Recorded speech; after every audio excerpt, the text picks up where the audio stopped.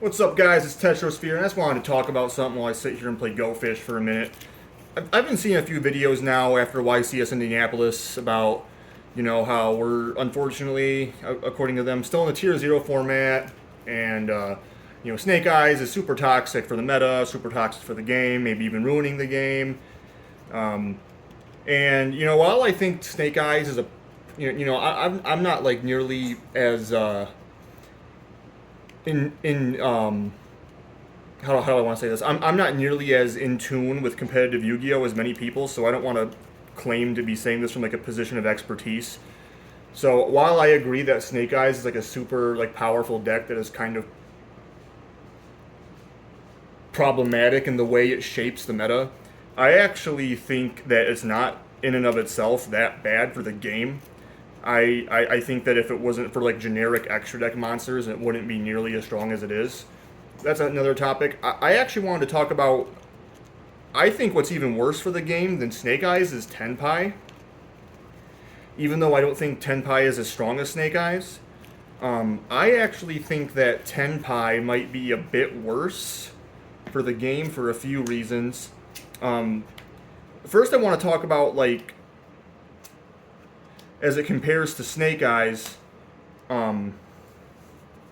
Something that I actually enjoy about Snake Eye is that Snake Eye is like layered. It's complicated, and in like a good and interesting way that I think sort of makes Yu-Gi-Oh fun. In that there's like a lot going on and a lot to think about.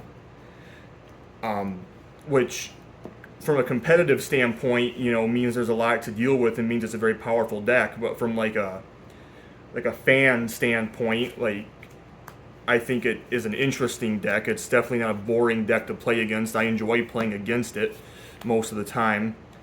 And I think that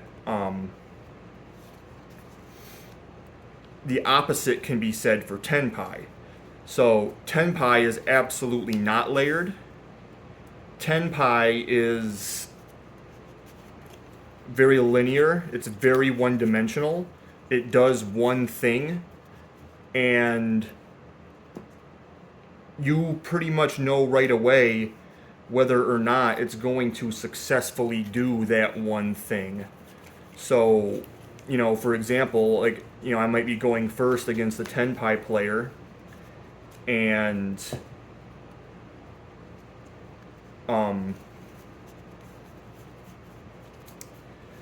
I might set up my board. They might hand trap me a couple times. No big deal. I get whatever interruptions I get up, and maybe I won the dice roll, right? So at this point, I'm not even like sure that I'm up against the Tenpai player. So I pass for turn. I have whatever board I have, and then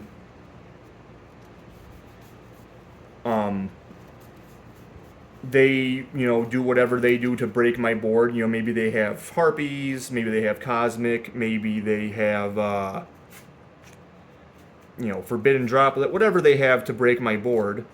And then as soon as that happens, and then they summon their first Tenpai monster, or they play their field spell or the quick play, as soon as that happens, I can immediately know right away whether or not I'm going to lose.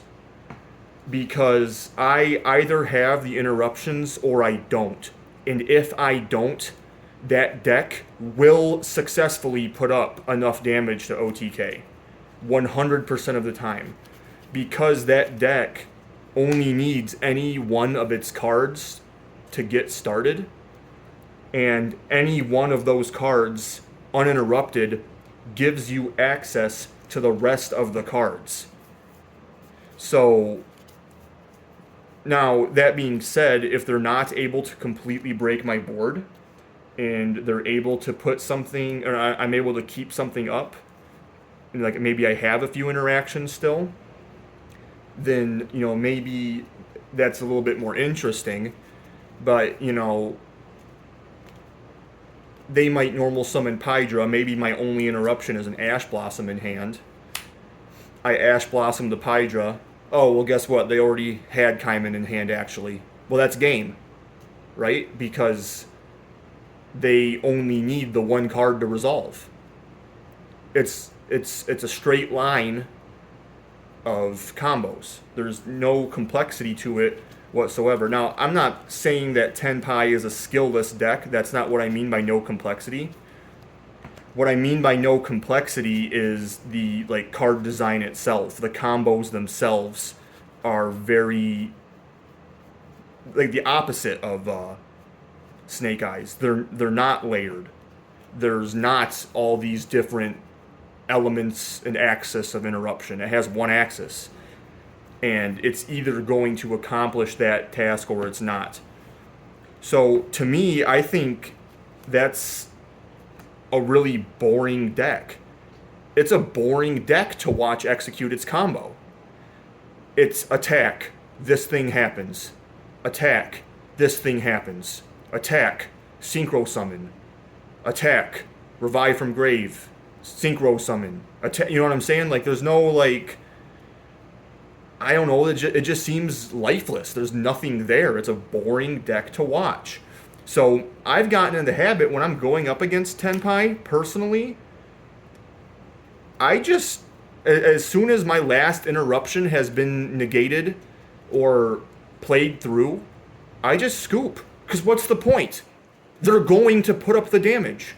It successfully puts up the damage every single time one of the effect resolves.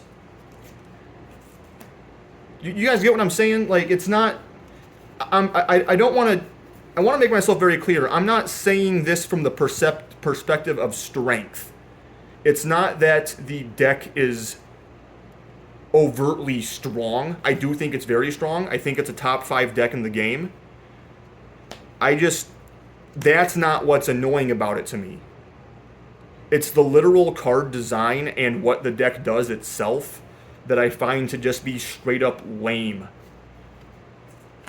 And it's not fun to watch. It's not fun to play against. It's like I think Snake Eyes is less toxic for the game because I think at the very least Snake Eyes is fun to play against. I see different things happen with Snake Eyes, and I see these like different layers of things going on with Snake Eyes that I think are just straight up enjoyable to watch.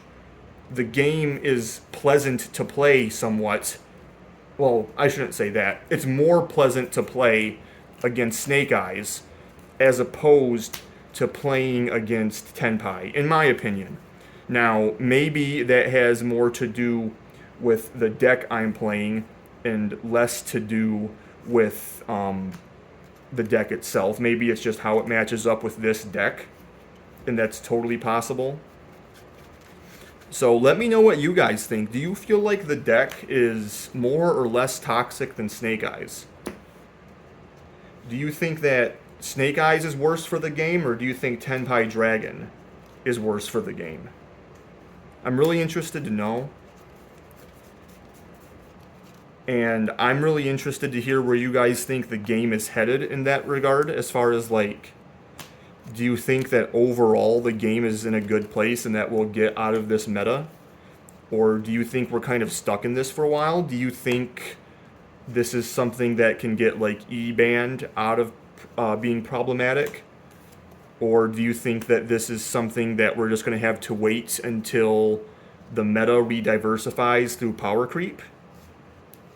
I don't know either necessarily, or I don't know necessarily myself, but I think that a lot of people are putting their hatred in the wrong direction. I would rather see Tenpai go away than Snake Eyes. And on that same note, I think you could say the same thing about like Fluanderies. It's not as bad as Tenpai in terms of... So like what I said about Tenpai, about how I can know whether or not I'm going to lose when they play the first Tenpai card, unless I have like a ton of interaction that they weren't able to break through their board breakers. I can't quite say that about Fluanderies, but what I can say about Fluanderies and Tenpai is that I find both combo lines very boring to watch. But that's just my take on Tenpai and which deck I think is more toxic. It's possible that Snake Eyes is actually overall worse for the meta. But I think in terms of like me as a player playing against it, I prefer to play against Snake Eyes than Tenpai. Actually, we'll make that like the poll of the video. If you had to choose, would you rather go up against Tenpai or go up against Snake Eyes? Let me know down below. If you guys like my content, whether it's just these sorts of videos where I just kind of say my opinions on things and do deck profiles, or if it's, you know, the Rika stuff, if it's the deck profiles, if it's my streams, definitely give the channel a subscribe. We're doing a giveaway at 1,000 subscribers, and we're really excited about that. I know I'm creeping up on 300 right now, so it's only a matter of time. And I'm just like super stoked on how well this channel is doing. I never thought that I would even be this far, which I know is ultimately super insignificant, but for me, I'm, you know, really happy about it. And give this video a like if you think these kinds of videos are also something you think I should be doing in addition to the Rika content. Thanks you guys so much for watching, and if you are a subscriber, thank you for helping me along in this YouTube journey. You folks have a great day.